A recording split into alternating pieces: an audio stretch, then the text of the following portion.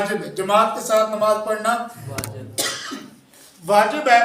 अगर बिलफर्ज आपने अकेली अपनी नमाज शुरू की, एक रकत मुकम्मल नहीं यानी दो सजदों के तहत सजदा आपने पहली रकत का नहीं किया तो आप अपनी नमाज तोड़ देंगी, जमात के साथ शामिल हो जाएंगी।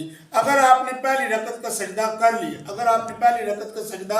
कर लिया तो अब आपके लिए हुक्म ये है कि अब आप दो रकतें मुकम्मल करें। अब आपके लिए हुक्म ये है कि अब दो रकतें आप मुकम्मल करेंगे। देखिए, अगर फर्ज है फजर के कितने हैं जी? दो। तो अगर बिलफर्ज आपने फजर के फर्ज दो मुकम्मल कर ली इसी तरह जिस तरह तरीक़ेकार बताया गया, तो अब आपको दोबारा जमात के साथ मिलने की ज़रूरत नहीं। अब दोबारा जमात के साथ मिलने की ज़रूरत नहीं। दोबारा मसला समझ लें कि अगर बिलफर्ज जमात का टाइम ज़्यादा हो या आपको जमात के टाइम का पता नहीं था, आपने अपने फ़र्ज शुरू कर लिए, पहली रकत अभी सजदे तक आप नहीं पहुंचे थे, जमात खड़ी होगी, आप अपनी नमाज तोड़ देंगे और जमात के साथ शामिल हो जाएंगे।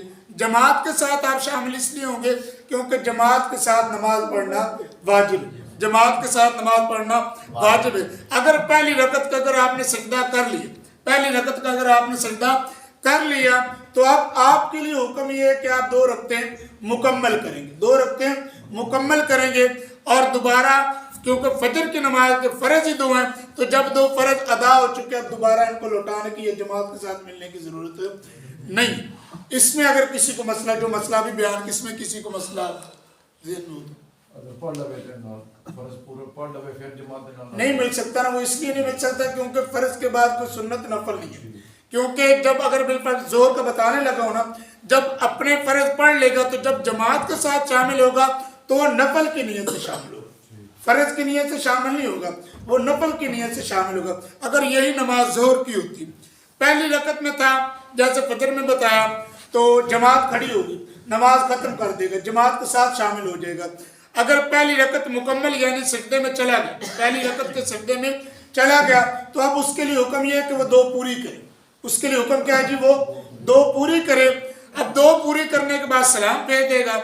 सलाम फेरने के बाद जो पहले दो उसने फर्जों की नीयत से शुरू की थी लेकिन दरमियान में उसने तोड़ दी, दो रकतें पढ़ ली मुकम्मल।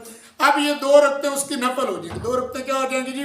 नफल हो जाएगी। और वो शामिल जमात के साथ किस नीयत से होगा? फर्ज की नीयत से। किसकी नीयत से होगा जी? फर्ज की नीयत से।